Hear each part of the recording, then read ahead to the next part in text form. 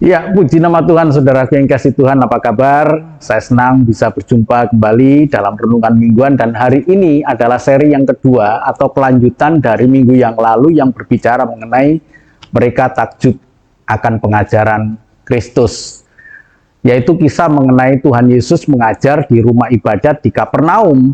Nah, saudaraku, di dalam Injil Lukas 4 ayat 33 sampai dengan 35 itu dikatakan bahwa di dalam rumah ibadat itu ada seorang yang kerasukan setan, dan ia berteriak dengan suara keras dan mengatakan, "Hai engkau, Yesus orang Nazaret, apa urusanmu dengan kami? Engkau datang hendak membinasakan kami. Aku tahu siapa engkau, yang kudus dari Allah." Sungguh menarik loh saudaraku yang kasih Tuhan, karena di sebelumnya dikatakan mereka takjub. Apakah orang yang kerasukan setan ini adalah salah satu dari mereka yang takjub akan pengajaran Kristus, atau walaupun tidak disebutkan mereka semua, tidak ada kata semua di dalam ayat itu ya, hanya dikatakan mereka takjub.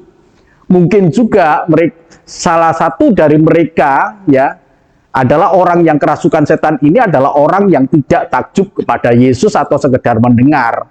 Sehingga ketika Tuhan Yesus mengajar, tiba-tiba mereka kemudian kerasukan setan.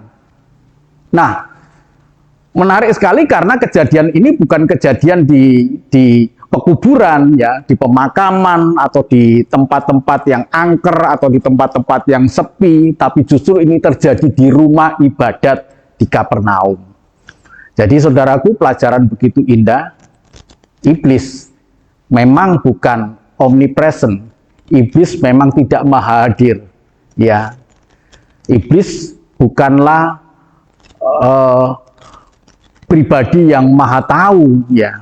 Bukan, saudaraku. Iblis tentu punya keterbatasan, tapi dia bisa masuk dan dia bisa melihat celah untuk dia bekerja.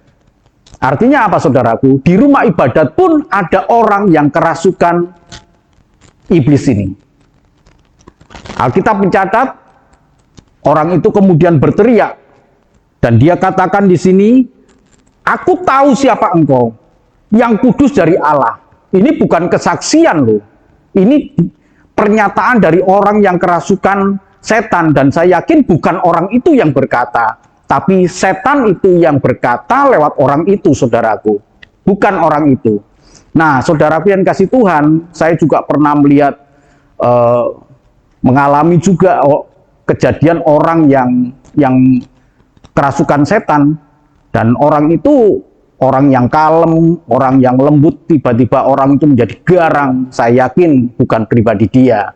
Begitu pula dengan orang yang kerasukan setan ini, saya yakin dia hanya dipakai untuk iblis untuk bekerja, walaupun itu di dalam rumah ibadat. Nah, saudaraku yang kasih Tuhan, kemudian Tuhan Yesus dengan kuasanya dan kemudian berkata, "Nyala engkau, keluarlah engkau." Dan akhirnya orang ini dihempaskan loh. Kata dihempaskan itu seperti dibanting, tetapi firman Tuhan berkata di dalam ayat ini, "Dan sama sekali tidak menyakitinya."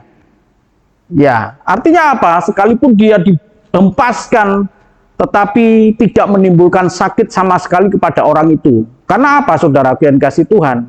Nah, itulah memang kerja iblis. Ya, ada hal yang begitu perlu kita perhatikan, bahwa iblis bisa berbuat mukjizat. Dikatakan di dalam 2 Tesalonika 2 ayat yang ke-9, itu dikatakan bahwa banyak mukjizat yang dilakukan oleh si pendusta ini, pekerjaan iblis itu banyak. Disertai dengan rupa-rupa perbuatan yang ajaib, disertai dengan tanda-tanda dan mukjizat-mukjizat palsu untuk mengecoh kita. Bayangkan orang dihempaskan tapi tidak sakit. Ya. Kemudian dia bisa bermanifestasi. Sekalipun itu di dalam rumah ibadat.